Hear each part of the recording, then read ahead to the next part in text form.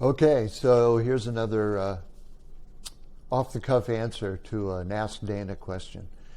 And the question is, how do you introduce children to spirituality?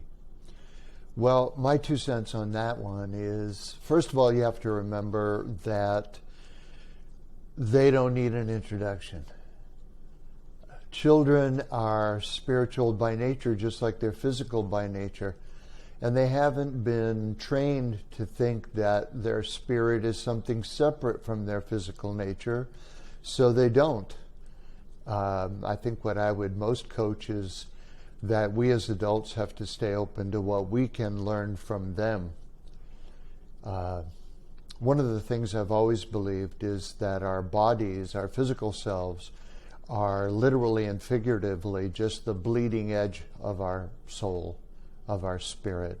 So children don't make a distinction between physical and spiritual, and I don't think we should either. I think we should see our bodies as integral to what our spirit is. It's the skin on the apple, if you will.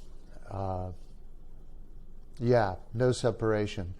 Get them outside. That's another thing that I would highly recommend. And when you're outside with them, again, stay open to what you can learn. I remember one time when my daughters were little, they were going to Waynfleet, a school in Portland, Maine, and we were walking to school one morning, and it was spring, and there were these beautiful spring flowers going down Brackett Street in Portland, Maine.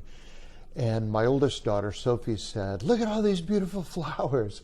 And I said, "Wow, those are beautiful." And she said, "Can we go this way and look at them?" And I said, "Well, this way's quicker." And she said, "Oh, are we in a hurry?"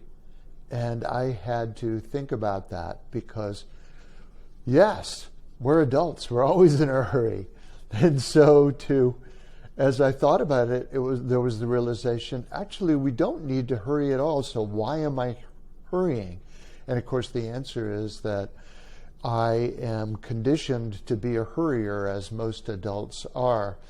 So children are in the present, kind of camped out in it, and being present is a large part of spirituality.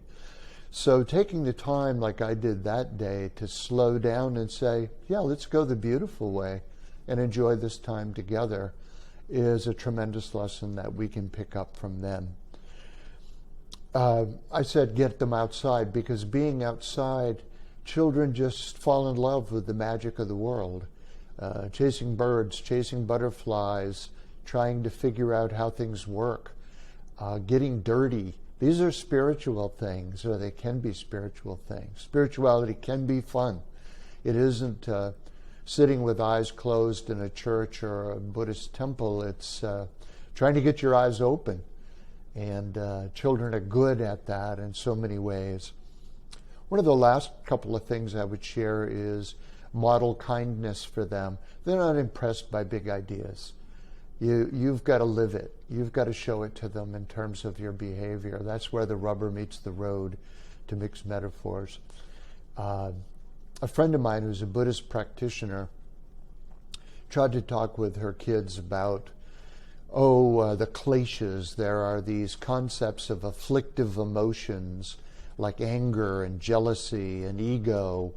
And you've got to keep your mind separate from those things.